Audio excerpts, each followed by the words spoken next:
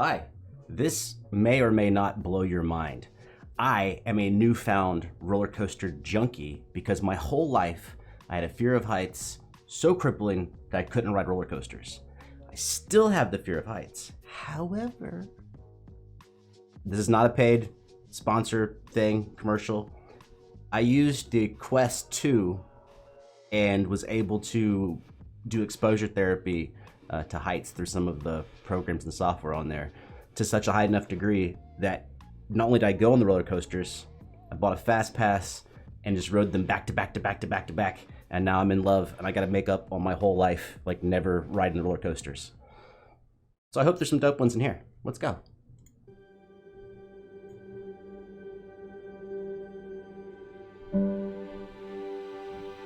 Over my 35 years, I've often been asked what my favorite ride is. My standard answer is the next one. We live by the ethos that the next thing we do is going to be better than the last thing we did. So even though we've created some really incredible experiences, we're always looking to how do we make the next one even better?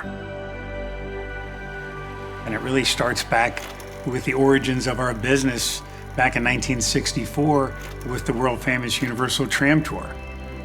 And from there, we expanded and built the first standalone park at Universal Studios Florida, which really became about riding the movies, and that was an invention of Steven Spielberg, taking them into those stories, not just the attraction experience, but blows it out into entire worlds.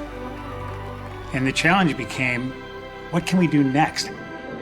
Where should we be if nobody tried to find? I am going to complain for a second that he went back to 1964, and there's no way that dude was working on anything in 1964. And now we're going back to a clip from Frankenstein 1931. Can we just get to the park? I know I'm slowing it down, but I'm complaining, and I'm allowed to do that. And you should be complaining about me complaining, and just make the cycle continue. Find out what lies beyond. Have you never wanted to do anything that was dangerous? You never wanted to look beyond the clouds and the stars? We went to the fans and we asked them. And the answer was pretty compelling. Give us more of your great storytelling, more of the immersive environments, and do it in the most visceral manner possible. Universal Epic Universe is comprised of 5 incredibly themed worlds, and in those, over 50 unique, compelling experiences. The idea was to bring you to these worlds you couldn't otherwise possibly imagine. And to do that, we wanted to create a mechanism that allowed you to be transported into another world. And it starts at the very entrance of the park itself. You'll enter underneath the Chronos, the first portal, where all the planets will align, and exhilarating discoveries await as you begin your journey into Celestial Park. It does look pretty cool, I gotta say. Celestial Park is a world in and of itself, where fans have come to seek the ultimate adventure. It's where we put the park back into theme park. It has beautiful landscaping, incredible water features, amazing dining experiences, fantastic shopping opportunities, and 3 spectacular attractions. Constellation Carousel, a cosmos-inspired carousel unlike anything you've ever seen.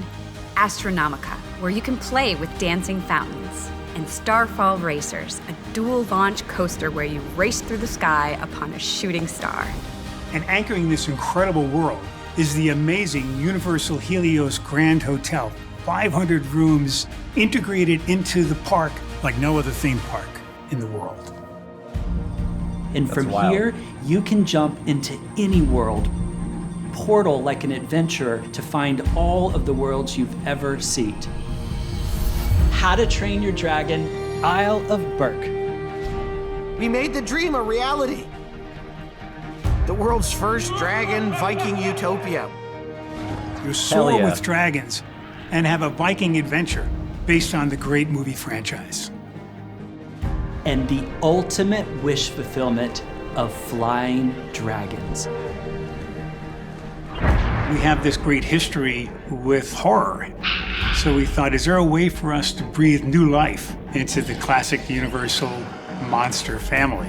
It's alive! It's alive! Dark, Universe, a world where Universal's classic monsters are reimagined in an ominous and chilling experience.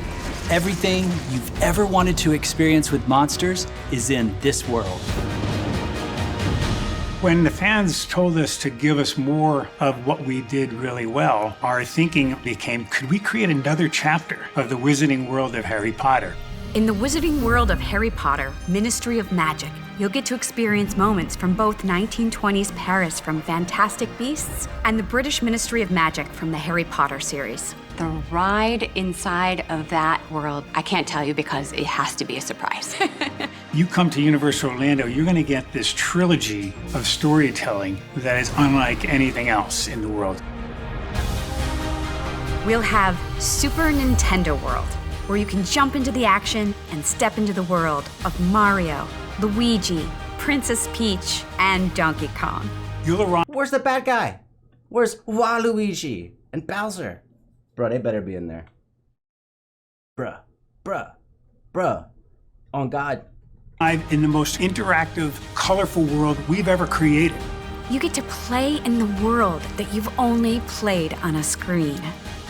Epic Universe represents a tremendous addition, almost doubling the size of Universal Orlando Resort. This gives us the opportunity to bring people to Universal Orlando for an entire week of the most incredible experiences they can imagine. Universal Epic Universe changes everything you thought you knew about Universal Orlando Resort. The overarching emotion that Epic inspires is what it's like to have your wishes ultimately fulfilled. Beyond the storytelling and the immersiveness, there's an emotional component to each of the worlds. The worlds that were chosen represent so many things for so many people, and they're so vastly different. Thrill and fear and joy and all of it comes together in a type of experience that you have never been able to find anywhere else. Everything that we do is really the culmination of decades of innovation and creativity and immersive storytelling. So we continue to perfect our craft, and Epic is really bringing it all to a whole new level. Epic Universe is built on an amazing concept. The idea that you can go into a world through some kind of a portal and you come out in a world you never could dream of, you can experience it. I think it's going to just feed the imagination of so many people of all ages. What I think we're trying to do most is give people the opportunity to really experience the full thrill of being alive.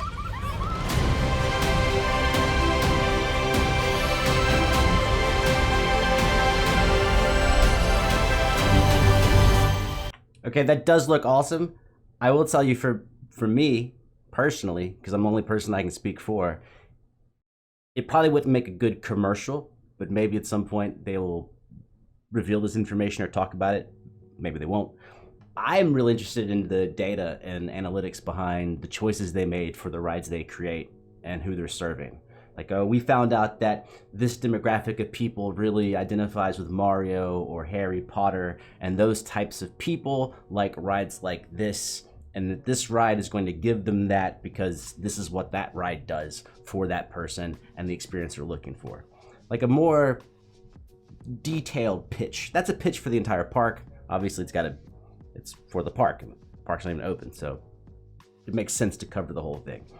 But if you could have a really specified pitch, you know, if you're 35, this is what you're looking for because you grew up with these characters and you were a teenager during these moments. And if you're a grandparent, you're probably more familiar with this subject matter and you want these types of rides, or maybe you want to share experiences with grandkids or something like that. Like, I would be very, very interested in explaining what they had on the table and what they decided to go with and why they went for it. You know, it could be easy, like that double cart roller coaster.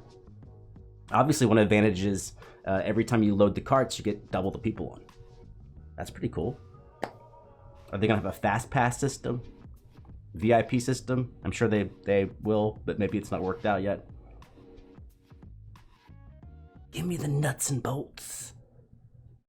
So I also think the way content is going is people are either very interested or not interested at all.